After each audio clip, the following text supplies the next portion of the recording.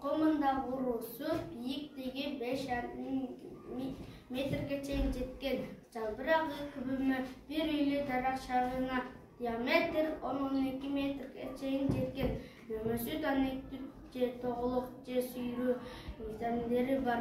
Шынан балы бұйым жасалады. Жаңақ майы тамашқа қолданылады.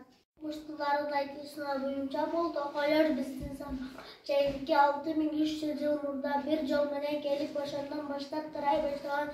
Себеби көк-учкандар жаңактын чаңчалары түшүп андан улам өсүп өнүп турган изилде келгенде көк-учкандар жаңактын чаңчалары алган арча жана башка дарактардын чаңчалары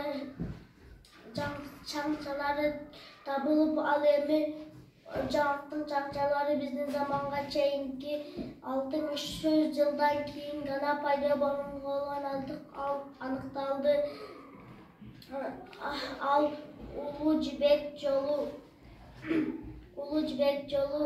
аркылуу талаш жактан алып келген деген божомол бар. Көп жеген адамдын канындагы холестерин азаят. Кан диабет менен жабыркагандарга диетасына кошуп алуу сунушталат. Жаңақтың дарылары. Адам колдонгон азыктардын эң пайдалууларынын бири жаңак. Азыктан тышкары жаңак медицинада кеңири колдонулат. Хатта кайтканда анын данына баштап жалбырагына чейин көк жаңак жана тамырдын ичинде жука кабыкчалары майы да бар болуп келет. Жаңактын касиети изилдөөлөрдө жаңактын да тамокулору бар. Белок,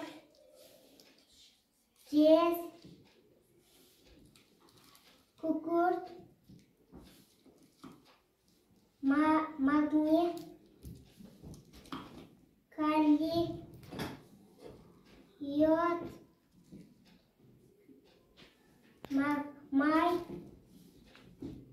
темир, витаминдерден В2 азыгы бар. Жаңакты жаксаңар мындай маңыз чыгат. Бул маңыз адамдын эсине окшойт. Келгиле достор, биз жаңакты сактайбыз. Биз жаңакты сактайбыз. Ура!